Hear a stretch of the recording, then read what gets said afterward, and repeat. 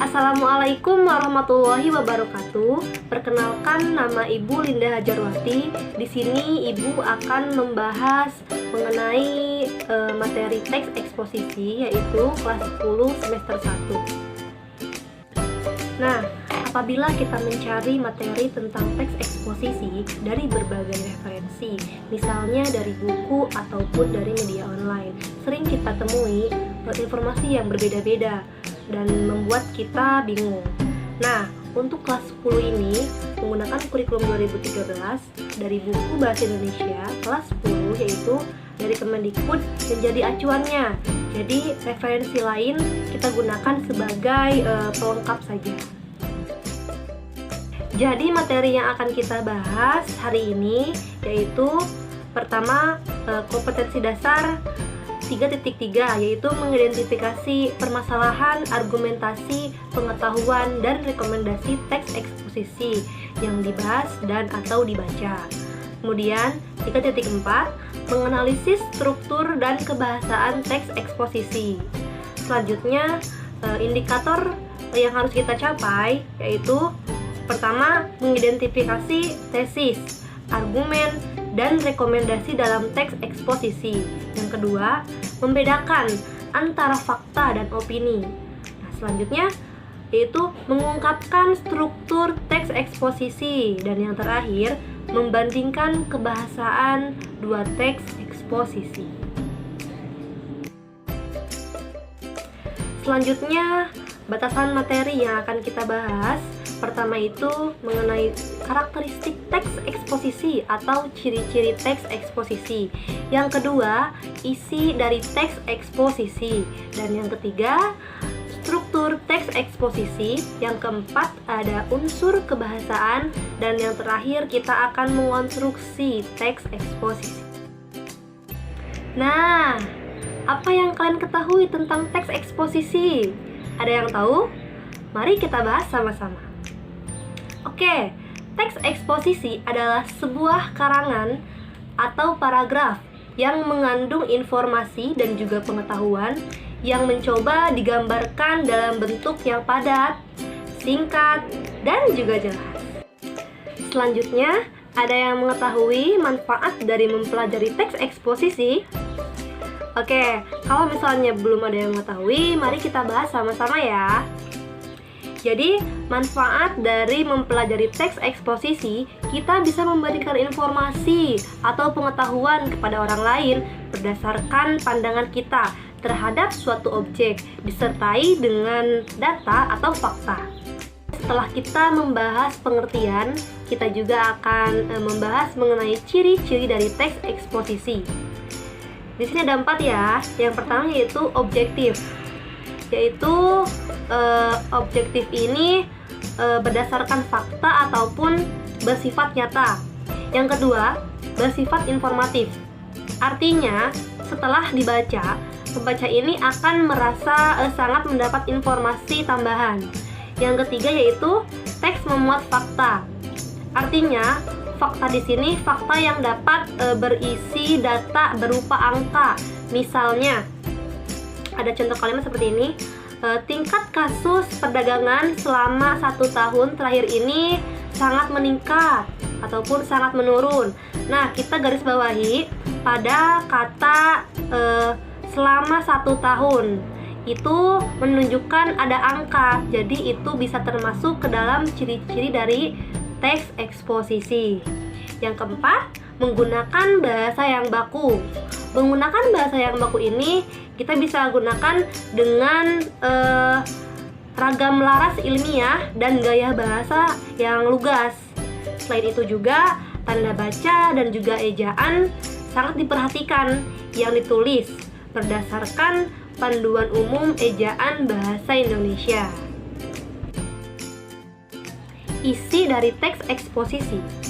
Nah, bagaimana cara menentukan isi teks eksposisi? Oke, kita akan bahas. Yang pertama ada permasalahan. Permasalahan di sini yaitu artinya kita akan menentukan topik atau tema yang akan kita bahas. Yang kedua yaitu argumentasi. Argumentasi di sini yaitu kita akan memuat data. memuat fakta, dan juga memuat pendapat. Nah, yang ketiga ada pengetahuan. Pengetahuan di sini yaitu mengenai ilmu yang akan kita sampaikan kepada si pembaca. Yang terakhir, yang keempat, yaitu ada rekomendasi. Rekomendasi di sini artinya yaitu tindak lanjut dari permasalahan yang sebelumnya kita bahas. Struktur teks eksposisi ada 3 ya. Yang pertama yaitu pernyataan atau tesis. Yang kedua ada argumentasi. Yang ketiga ada rekomendasi atau penegasan ulang. Nah, yang pertama, pernyataan atau tesis ini, bagian ini berada pada bagian awal teks yang berisi topik yang diangkat oleh penulis. Yang kedua yaitu argumentasi. Bagian ini pada umumnya lebih dari 1 paragraf. Sebab di samping data dan fakta, beberapa jenis eksposisi memberikan penyajian contoh beserta alasan. Yang ketiga yaitu rekomendasi atau penegasan ulang. Bagian ini berada pada paragraf akhir sehingga disebut juga sebagai penutup atau kesimpulan. Dan juga rekomendasi ini merupakan saran yang disampaikan oleh penulis terhadap pendapat yang telah disampaikan. Selanjutnya yaitu ada unsur kebahasaan teks eksposisi. Di sini ada 9. Yang pertama yaitu istilah. Istilah ini dimaknai secara leksikal dan gramatikal. Nah, makna leksikal berdasarkan KBBI. Kalau gramatikal di sini makna istilah setelah berada pada kalimat atau makna berdasarkan konteks kalimatnya. Yang kedua dan yang ketiga itu ada kata adjektiva ataupun frasa adjektiva. Contoh dari kata adjektiva yaitu contohnya itu mahal misalnya. Kalau frasa adjektiva yaitu contohnya sangat mahal. Nah, jadi di sini itu hampir sama ya. Hanya saja untuk menyatakan pendapat penulis terhadap topik yang dibahas. Selanjutnya yaitu yang keempat ada pronomina ataupun kata ganti ataupun kata ganti tunjuk. Contohnya ini, itu, sana, sini, situ, seperti itu. Nah, yang kelima yaitu ada konjungsi. Konjungsi ini yaitu seperti konjungsi pertentangan, konjungsi perbandingan, dan lain-lain. Yang keenam, mohon maaf, ada kata turunan atau kata bentukan, yaitu kata yang berimbuhan. Selanjutnya, yang ketujuh ada gagasan pokok ataupun gagasan penjelas. Yang kedelapan ada kalimat fakta ataupun kalimat opini. Nah, selanjutnya kita akan membahas mengenai kalimat fakta dan juga kalimat opini. Kita harus bisa dulu membedakan antara kalimat fakta dan juga kalimat opini. Di sini ada ciri-cirinya. Untuk kalimat fakta yaitu satu, bersifat objektif. Yang kedua, fakta merupakan kebenaran yang telah terjadi dan diuji. Jadi memang ini harus sudah terjadi ceritanya. Yang ketiga yaitu memiliki data yang jelas dan akurat.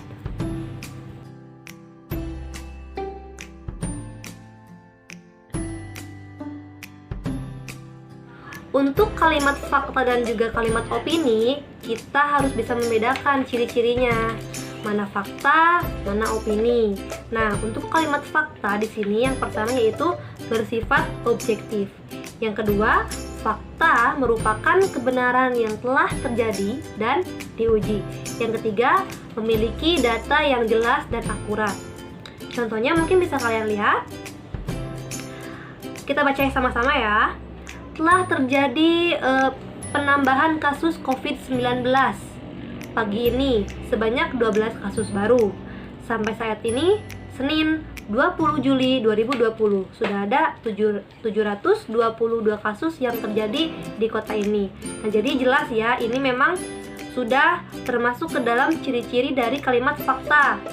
Sudah ada terjadinya kapan, jumlah yang terkena kasus itu ada berapa, seperti itu. Untuk kalimat opini di sini ciri-ciri yang pertama yaitu bersifat subjektif, otomatis berbanding terbalik ya dengan ciri-ciri dari kalimat fakta. Yang kedua, merupakan peristiwa yang belum terjadi. Yang ketiga, tidak memiliki data pendukung. Contohnya, dia adalah wanita paling cantik menurutku. Itu menurut dia. Belum tentu menurut orang lain wanita ini cantik. Dan juga tidak memiliki data pendukung. Seperti itu.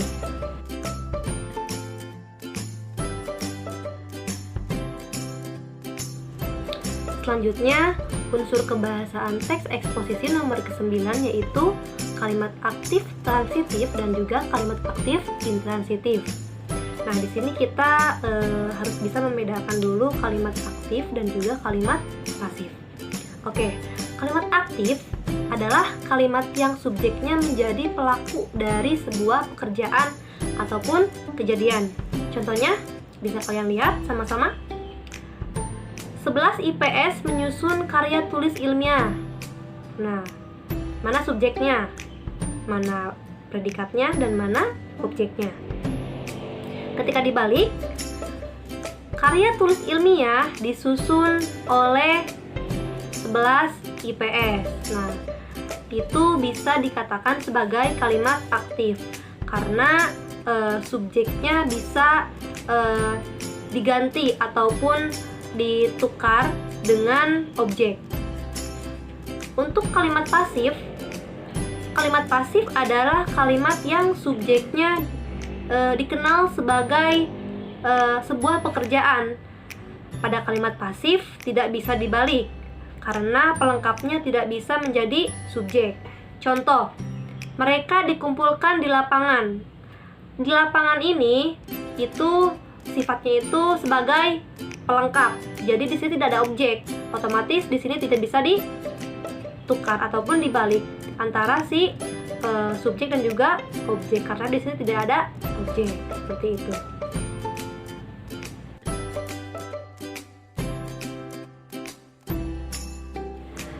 Untuk mengetahui antara kalimat aktif transitif dan juga kalimat aktif intransitif, di sini bisa kita lihat sama-sama bahwasanya kalimat aktif transitif adalah kalimat yang memerlukan objek dan bisa dipasifkan. Contohnya, Tania menulis cerpen. Nah, jika dipasifkan akan menjadi cerpen ditulis oleh Tania. Nah, untuk kalimat aktif intransitif adalah kalimat yang tidak memerlukan objek dan tidak bisa dipasifkan. Contohnya, kami bermain ludo. Tidak bisa dibalik ataupun dipasifkan menjadi ludo bermain kami, tidak bisa. Nah, seperti itu.